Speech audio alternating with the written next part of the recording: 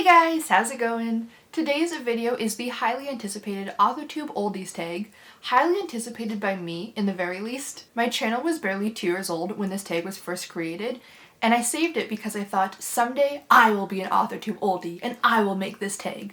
And that was 5 years ago, so surely I qualify by now. This tag was originally created by the amazing Lindsay Puckett. As always, the original video and all of the questions are in the description, but let's get right into it. Question number 1. How long have you had your Authortube channel? I posted my first video to this channel in 2018. I posted twice a week for 3 years, and then I had a burnout break from 2021 to late 2025, and ever since then I've been back posting once a week. So it all kind of balances out, and I'm just gonna say 8-ish years. Question number 2. What aspect of writing have you improved since joining? Revisions. I wrote 2 books before I joined Authortube, and when I wrote those, I had no idea what revisions even were. I wrote the whole book, like draft 1, read through it once more to line edit it, and then thought I was done. I didn't understand the difference between different types of edits. I didn't really understand what revisions were. I didn't really get the concept of rewriting, but Authortube really taught me about proper revisions and how to tweak your novel and keep going and do further drafts to keep making it even better. Authortube was the first place that I really heard about actual revisions, and then also being able to see other people put that into practice, either from people showing off their own revision process or writing vlogs, like revision vlogs. All of that stuff really taught me so much, and now I would say I'm pretty good at revisions. I don't love them. Drafting is still my favorite part, but I've gotten pretty good at looking at a draft and figuring out what problems there are, what things I need to fix, making a plan on how to fix those things, and kind of a lot of big picture things and smaller things. Whereas, like I said before, it was just wrote it, line edited it, called it a day. Question number 3. What are your biggest writing accomplishments since starting your channel? I have 2. There's the one that popped into my head first, and then there's one that's more writing related. The answer that immediately came to mind was the 24-hour live stream I did with my friend Matilda over at the Nerdy Book Nerd, and we had a bunch of our other friends like co-hosting and popping in. It was so much fun. Aside from our little like practice planning live stream, I had never live streamed before, and I just jumped in with 24 hours. Actually, I think it was 25 hours, because I think that was the year that daylight savings fell on November 1st, and we wanted to do the first day of Nano. So I think it was 25 hours if I'm remembering right. And aside from a few little technical hiccups, it went really, really well, all things considered. I am so proud of us. I'm so proud that we managed to put something like that together, that we're able to commit to something so big that it went off pretty successfully. It was fun and collaborative and like this big community event. Like, it was so special feeling. And just on a personal level, like for someone with such bad anxiety and who gets really afraid of talking to people one-on-one. Like, live streaming is very, very scary to me. I love live streams. I love watching other people's live streams, but 99.9% of the time I'm a lurker because I'm so anxious about talking to people in real time that I can't even like chat in a normal live stream most of the time. So to be able to host one myself and be on camera and do all of that was so scary, but having my friends by my side was just so amazing, and I just felt like a badass. It was such a cool experience, not only with the writing, but just on a personal level and within the writing community. Like, I still look back on that all the time and think like, damn, that was bonkers. A close second, but more related to writing, was when I got beta readers. It was the furthest step I had ever gone with a project. It was like a polished up draft 4.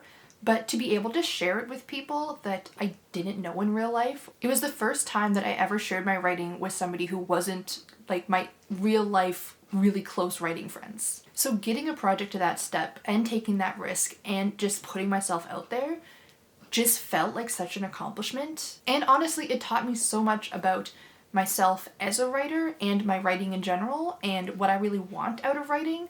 It was just all around an amazing experience that I never thought I would be brave enough to do, but I'm so glad that I did, and I am definitely looking forward to the next time I get to have beta readers. Question number 4. Has your drafting style, plotter, pantser, plantser, evolved since you began your channel? I would say yes, and evolved is a good word for it, because it hasn't changed much, it's just leveled up. I've always been a plotter. I've tried a few pantsing experiments and it just doesn't work for me. It's not as fun and my stories just don't turn out as good. Like, plotting is definitely what's best for me. But before, my outlines were kind of just bullet points of what needed to happen, like very strictly on a plot level. Like, this thing happens, then they go here, then this thing happens, they do this, etc., etc. But over the years, I've started expanding it to make sure that I include like character motivations or where the character's growth or arc is at certain points. I've started talking about subplots, which for some reason just never appeared in my original outlines. I had the main plot, like, plotted. I also feel like I just format my outlines in a more useful way. Instead of one really long document that's just a bullet point list, like no spacing, no breaks, nothing, now it's actually organized like by scene or by section, or at least clumped together in a way that I can kind of keep track of. And I'm also including things like the atmosphere that I'm going for in that scene, or like little things that I just need to keep in mind, or hey, remember that this thing is coming up, so do this, or foreshadow this, or don't waste too much time this. Like, little things that actually help as I'm writing a story. But I've also gotten better at adapting or abandoning parts of my outline when I need to. I feel like before it was very, I put it in the outline and so it has to happen. That's it. But now if I'm writing and something doesn't work as well as it did in my head, or I get a better idea while I'm going, or a story just starts flowing in a certain way, I'm a lot better at being able to switch that up if I need to. And because my outline is better, I can look at it and kind of make the decision, okay, is this new idea better? Is this direction things are taking an improvement? Or am I just wandering off course and I really should try to get back to what I have planned? My outline is more detailed, but I'm also less strict about it. So overall, it's just a much better balance. Instead of having like a really boring basic outline that I felt the need to stick to no matter what, I have a more layered and nuanced outline that is more of a guide than a rule book, and overall it just makes my writing a lot better. Question number 5. If you plan to publish, have your publishing goals, trad, indie, hybrid, changed since joining? I forgot this question was in here. Check out last week's video if you want to hear more about this, but the short answer is no. I never planned to publish, and I realized I still don't. I want to share my books in other ways, which I go into in that video, but to answer this question, nope. Question number 6. What's something writing or channel related you've learned the hard way? Sometimes pushing through a block will work out and you'll get over it and it'll be wonderful. But sometimes if you keep pushing and not taking care of yourself and ignoring all of the warning signs, you end up having a mental breakdown and a big burnout extravaganza, and you stop writing and disappear from the internet for 4 years.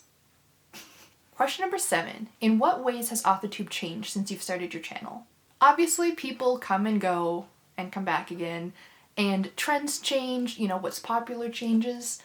But honestly, I was very surprised when I came back from my hiatus at how familiar everything still felt. I was really worried that, you know, everything would move on without me and I'd be left in the dust and nobody would care. But honestly, I feel like I just slipped back home and I'm good now. Even before I officially came back to making videos, I started popping up in live streams back in November, and the immediate sense of like, welcome back was so amazing. I cried a lot. Not only from my other Authortube friends that were making videos at the same time as me, but also just from other people in the comments, like people who I talked to, people that I would like interact with in live streams sometimes. I know the question was technically what has changed, but my answer is honestly not much. Question number 8. What is something that frustrates you about Authortube? I don't think this is exactly what the question is asking, but an Authortube thing that makes me frustrated is that it's double dipping in creativity in a way that really sucks when you're in a slump. Writing obviously takes a lot of creativity, like you're literally creating stories and characters and worlds and all of these things. Like that takes a lot. But videos also take a certain amount of creative energy, so when your creative well is running a little dry, it's also going to affect your videos too. Not only because now you have less creative energy overall. If you make mostly writing vlogs or writing updates or chatty videos, things about your writing specifically, there's only so long you can go making Authortube videos without talking about any of your writing. So now you're in a bit of a writing slump and you're going to be in a video slump. So as amazing as Authortube is, the slumps are very slumpy. That's why for me, even though I consider myself mostly an Authortuber, at least 50% of my videos are booktube or other things, just because otherwise I find it just drains me way too quickly. So that's definitely something that's frustrating, is that it depletes your creativity a lot faster, and once it goes down, it's kind of an amplified problem. Question number 9. What is your hope for the future of Authortube? Is it too cheesy to say that I hope people keep accomplishing their writing dreams? One of the most inspiring parts of Authortube is that you get to watch other people, finish their book, or finish their first draft for the first time, or publish their book, or go to author events. Like, you get to see people just doing these amazing things all the time, and it's so freaking cool. My all-time favorite videos to watch are authors unboxing their books for the first time. Whether it's a published book and it's ARCs or author copies, or whether it's finishing a draft and they're just printing it out for themselves, an author unboxing their own book is guaranteed to make me cry every single time. But I feel like that's just such an integral part of Authortube, is celebrating our accomplishments together. The way that the community is all so proud of each other. And I feel like as a community, we're really good at celebrating all of the steps along the way of whatever your goal is. If you're trying to be published, we don't wait until the book is in our hands to celebrate with you. People will celebrate your first draft. People will celebrate doing revisions for the first time. We celebrate coming up with a title. When you get an agent and a book deal and all of that, there's another huge celebration. When you get a cover reveal, there's a huge celebration. I just feel like this community is so good at being proud of ourselves and being proud of each other for all of our accomplishments, and I really hope that that stays the same. And finally, number 10, share some oldie wisdom for newbie Authortubers. This is old advice, but it is an oldie tag after all. Do the Authortube newbie tag and check out other people who have done the video around the same time as you. If you feel like you click with anyone, subscribe to them, comment on their videos. That's how I made a lot of my first friends here at Authortube, just from being new kids around the same time.